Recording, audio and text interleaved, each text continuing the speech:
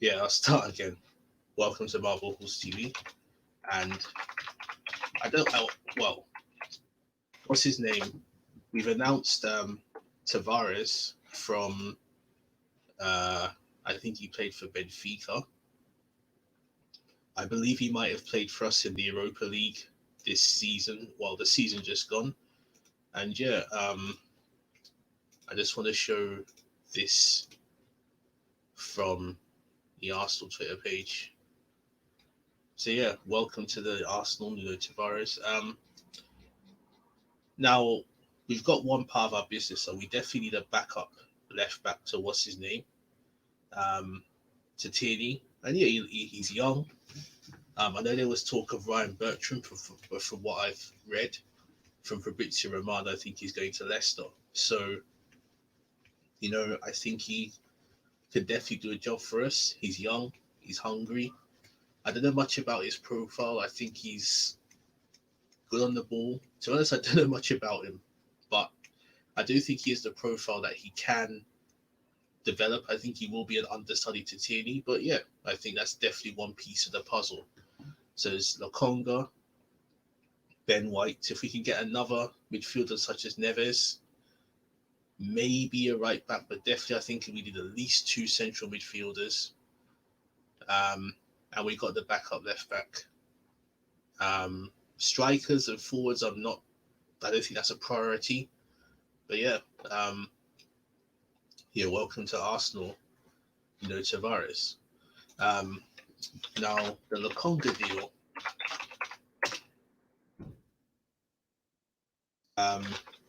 I just want to find some information on that. Um,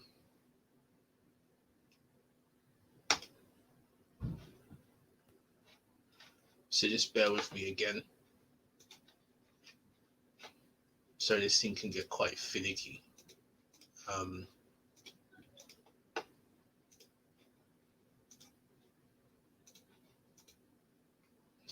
okay then, so Fabrizio Romano posted this. Actually, he posted it today, the 10th. So roughly an hour ago before I'm recording this. So it says official signed and confirmed. Nuno Tavares joins Arsenal on a permanent deal from Benfica for €8 million plus add-ons. Next step, Albert Sambi Laconga from Anderlecht. Here we go, confirmed. So yeah, um, we are doing business. Of the big six at this point, Liverpool, ourselves, United have got Sancho. Chelsea are eerily quiet, though you'll think a club with the supposed world-class Marina Gavaskaya as their negotiator or transfer person should be doing better. But I think they'll sign somebody. I'll be highly shocked that a club as well efficiently run as them would not sign anyone. Um, Liverpool, they've got Kanate, but there's talk of them getting Sal West, who will be an excellent replacement for Wijnaldum. Tottenham, you'd think, will step it up. Now they've got Nuno in place. They've got Paratici. They have to ship out a whole load of dead wood. Um, so yeah, plus they have to. Kane may still leave, but even if he stays, they have to make it worth his while to stay, and part of that would be a serious rebuild. So, you know, City has been quiet, but again, Grealish, Kane, who knows? So as things stand, um, I want to also talk on the Ben White issue. Um,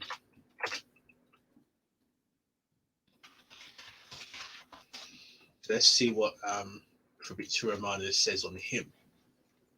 Um,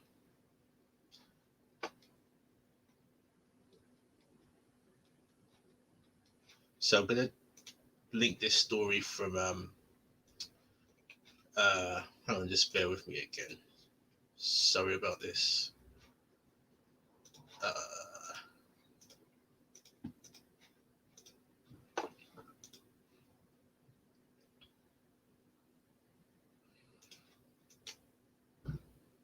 okay, so Fabrizio Romano says Arsenal really close.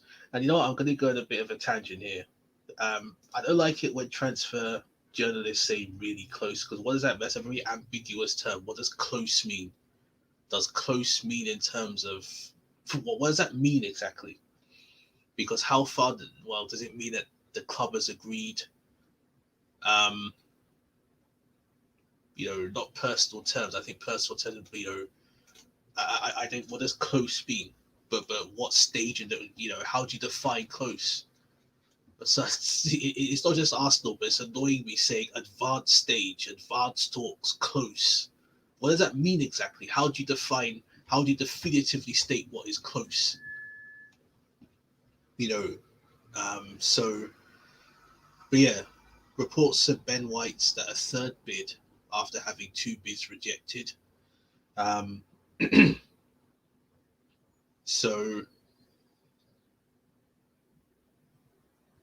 speaking on the Here We Go podcast, Romano said, talking about Ben White, there is nothing with Chelsea because he is really, really close to joining Arsenal. He had an agreement on personal terms already and wants to join Arsenal. Romano added that Arsenal and Brighton are negotiating a fee in the region of 50 million for the 23-year-old. He said, now Arsenal and Brighton are really talking about the fee of around 50 million. It's not done yet, but they're getting closer. So closer is probably in terms of how the thing will be structured, probably any add-ons. Say if we win a cup, or dare I say it, the league title, dare I say it, a Champions League whilst he's at the club, you'll probably, who knows, maybe we will pay them a bonus. Maybe, football contracts could be sometimes kind of convoluted. So maybe it's all these, not so much crossing the I's, all these intricacies that are being worked out. So they may have an agreement in principle, but just to work out the various bits and bobs, possibly. But I also want to talk on another story. Hussein Awar.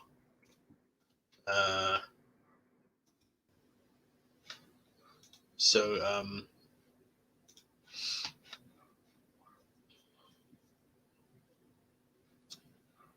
now Hussein Awar, apparently his agent was spotted in London. Just bear with me. So yeah, Hussein Awar's agent was spotted in London. And this is from Football London. So he said, reported Arsenal transfer target Hussein Awar has appeared to reject rumours of an imminent switch to the Emirates Stadium with his latest social media activity. The French midfielder has been strongly linked once again with Arsenal in recent days. Reports out of France suggest that he missed Lyon training wants to force through a move, suggestions that were vehemently denied by the player himself. This has not done nothing to dampen rumours with Le 10 Sports, or should that should be, it was 10 in French, I can't remember, or whatever. They're reporting that the Gunners had actually launched a formal offer for the Lyon man and were hoping to secure a signature for between 17 to 21.4 million pounds. Arsenal fans were then sent into overdrive after an Instagram story appeared to show Awar's brother and agent in London. Speculation then naturally flew as to a potential imminent deal taking Awar to the Emirates Stadium this summer.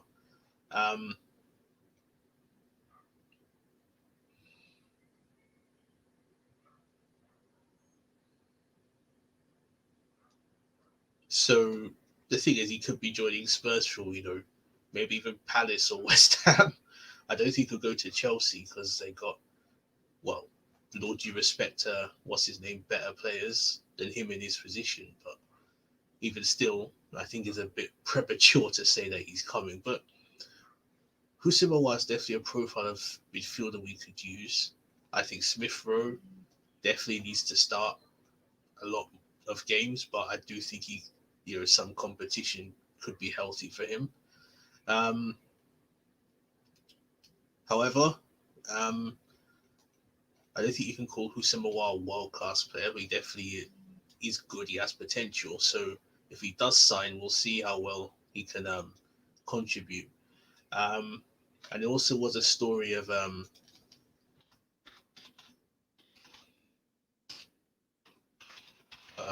Okonkwo. So this is from the Athletic now. So Okonkwo is a goalkeeper. Um, yeah, so maybe he would be a long term addition, obviously, and he's represented England at under six. I never knew that was an under six for England, under 17 and under 18. Despite still waiting to make his first team debut, Okonkwo turns 20 in September. Was on the bench three times in the Europa League last season. Is it? I didn't realize that. Um, Now, one thing is that there haven't been many historically elite level black goalkeepers. Um, why that is, I don't know. Um, I think the best has probably been there was a player who played for Deportivo La Coruña about 20 years ago called Jacques Songo. He is Cameroonian. Um, yeah, there was Shaka Hislop, but Shaka Hislop was all right. He wasn't elite levels. Shaka Hislop was kind of like say how probably a Bert Leno to be fair. You know, a good goalkeeper, but not top level. Um, and yeah, also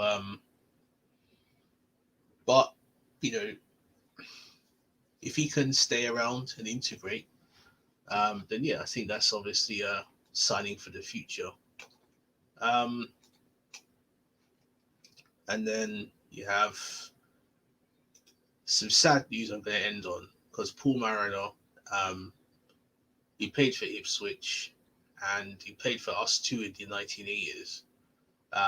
Well, he sadly passed away. Um, I used to see him quite